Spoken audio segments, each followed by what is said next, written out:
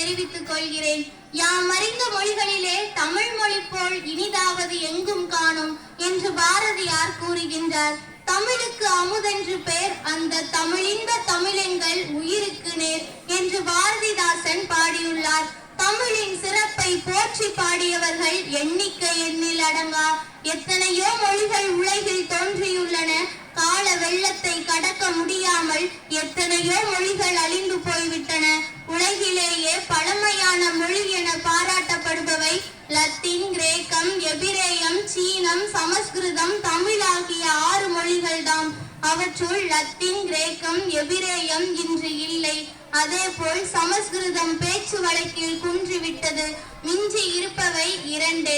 ஒன்று தமிழ், மற்றொன்று சீன மொழி. அதில் தமிழ் அழியாத மொழியாக, சிதையாத மொழியாக அன்று முதல் இன்று வரை ஒரே நிலையில் உயிர்ப்புடன் வாழ்ந்து கொண்டிருக்கிறது. இலக்கண அமைப்பில் புதுமை கண்ட பெருமை தமிழ் மொழிக்கே உண்டு. தொல்காப்பியர் எழுத்து, சொல், பொருள் என 3 அதிகாரங்களை அமைத்து தமிழுக்கு இலக்கணம் வகுத்தார். உலகில் ஏனைய மொழிகளில் எழுத்துக்கு இலக்கணம் உண்டு, ஆனால் பொருளுக்கு இலக்கணம் வேறு எந்த மொழிகளிலும் இல்லை. தமிழ் மொழி ஒன்றுதான் வாழ்வுக்கே இலக்கணம் வகுத்து சிறந்து மிளிரும் வளமான மொழியாகும்.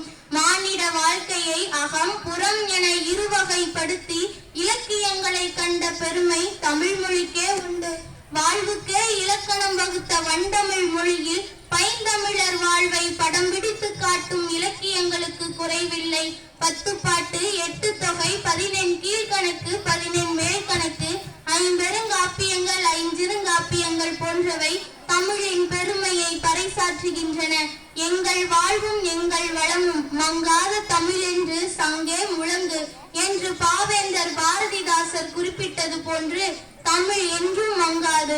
தமிழ் மொழி என்பது தமிழர்களின் அடையாளம் என்பதை உணர்ந்து அதனை பாதுகாப்போம். நன்றி.